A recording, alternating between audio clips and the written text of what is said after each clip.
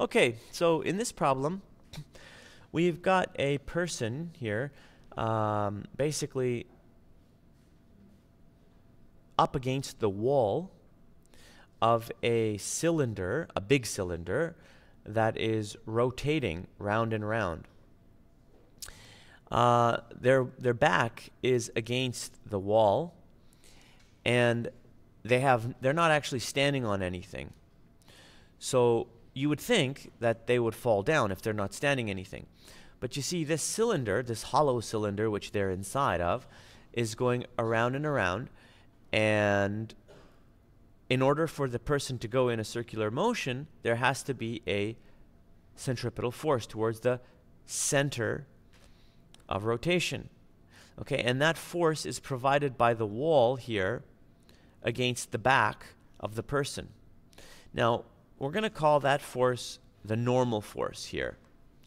Okay, and we all know that when there's a normal force and you have a coefficient of friction between the person and the wall, you're also going to have a force of friction. Now, this force of friction is going to go up.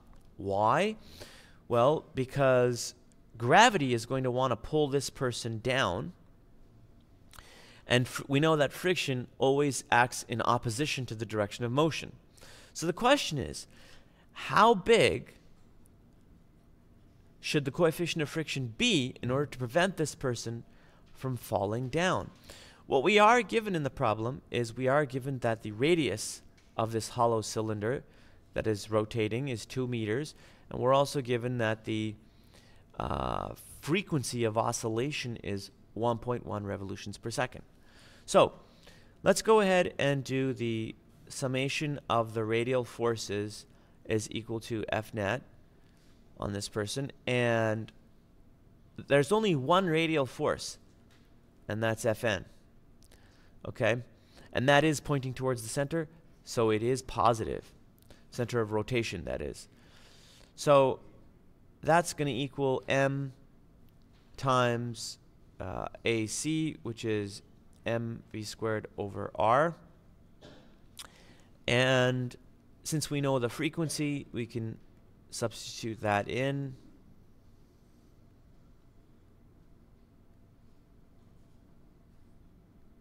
And once again, we're going to get 4 pi squared r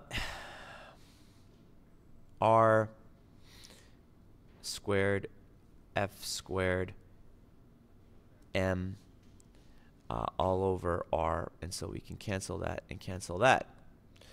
Now that we know that what Fn is equal to, let's see if we can figure out what the force of friction is. Now, we all know that the equation for force of friction is equal to mu Fn. So, therefore, in this case, in order for the person not to fall down, we can say the summation of the forces in the y direction must equal 0. If that's true, and let's say in the y direction up is positive, we'd have force of friction minus mg equaling 0.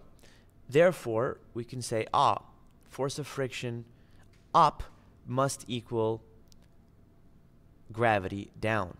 And that's the condition for which the person will just not fall. Therefore, if we rewrite now this equation to solve for mu is going to equal force of friction divided by Fn, but we already just determined that the force of friction is equal to mg.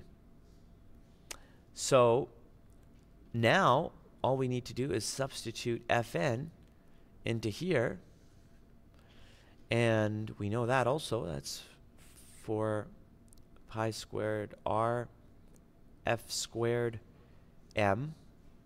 And now look at how beautiful the m's cancel out.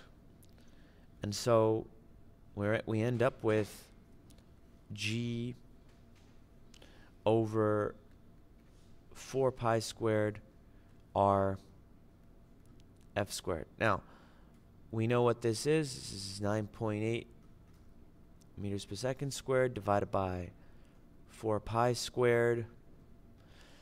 And the R was 2 meters.